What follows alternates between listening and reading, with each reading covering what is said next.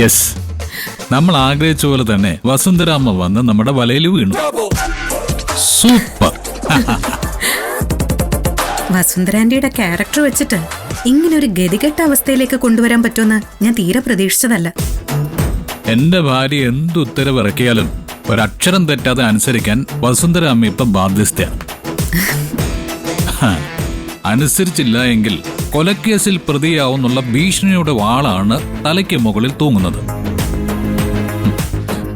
നിനക്കെതിരെ കോടതിയിൽ ഹാജരാക്കാൻ ഫേക്ക് വീഡിയോകൾ ഉണ്ടാക്കിയെടുക്കാനായിട്ട് ശിവാനിക്ക് കൂട്ടുനിന്ന ആളല്ലേ. ആ ബ്രില്യൻസിയെ അതേ ബ്രില്യൻസി കൊണ്ട് നമ്മളും അങ്ങ് തളച്ചു. എന്തായാലും വസുന്ധരാന്റി ശരിക്കും പെട്ടു. ഗൗതം, ഇതൊരു തുടക്കം മാത്രമാണ്. നമ്മുടെ കളികൾ വസുന്ധരാന്റി കാണാൻ പോകുന്നതേ ഉള്ളൂ. അതെ, വസുന്ധരാന്റി വിളിക്കുന്നു.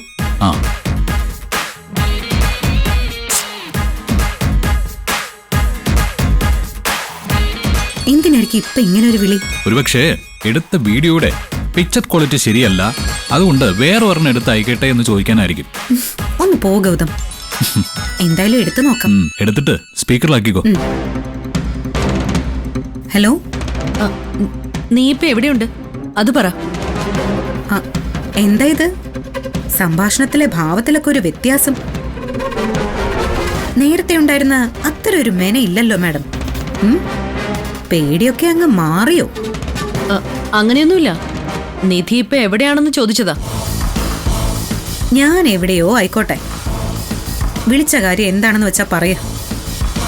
നിധി പറഞ്ഞതുപോലെ ഞാൻ ഏട്ടത്തിയോട് ക്ഷമ ചോദിച്ചുകൊണ്ടുള്ള വീഡിയോ ഞാൻ അങ്ങോട്ട് അയച്ചിട്ടുണ്ട്. കണ്ടെങ്കില് അതങ്ങ് ഡിലീറ്റ് ചെയ്തേക്ക്. എന്താ മാഡം ഇത്?